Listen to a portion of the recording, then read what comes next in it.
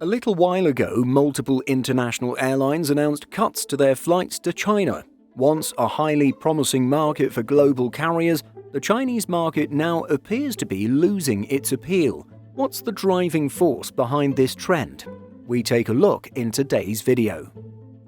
Recent examples of China's service cuts include Singapore Airlines, which suspended service to 2 Chinese cities this spring, and Australia's Qantas, which suspended its direct Sydney to Beijing service this summer. Further afield, European carriers are also scaling back services to China. British Airways announced it would end its Beijing service in late October 2024, while Virgin Atlantic decided to discontinue its flights to China after 25 years of service between the UK and Shanghai. When it comes to American carriers, only United Airlines flies directly to the Chinese capital. So there are actually a few factors driving this trend. Each foreign airline that suspended its service to China had its own reasons for doing so, giving up a varied list of factors.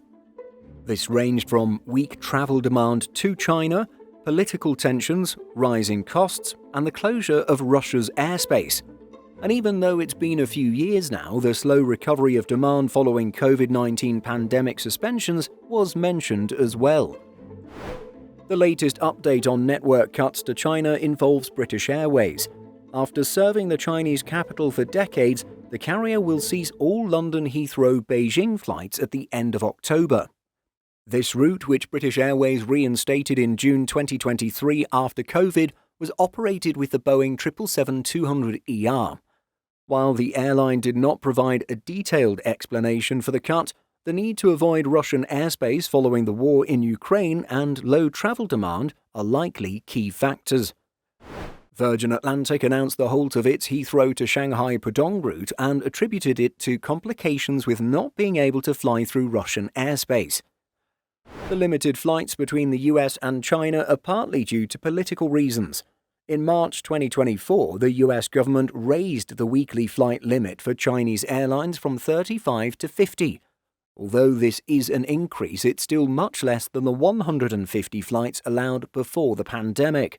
US airlines are only operating 35 return flights a week, according to a Reuters report. With non-Chinese airlines exiting the market, Chinese airlines are gaining ground. This shift is partly because Western carriers are unable to fly through Russian airspace while Chinese airlines can. This advantage saves Chinese airlines fuel, time in the air, and ultimately equates to lowered costs.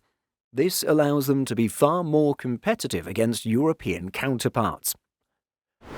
What are your thoughts on all these airlines cutting their services to China? Share your thoughts by leaving a comment. In addition to our daily YouTube videos, Simple Flying publishes over 150 articles every week. If you're looking for the latest aviation news and insights, visit simpleflying.com.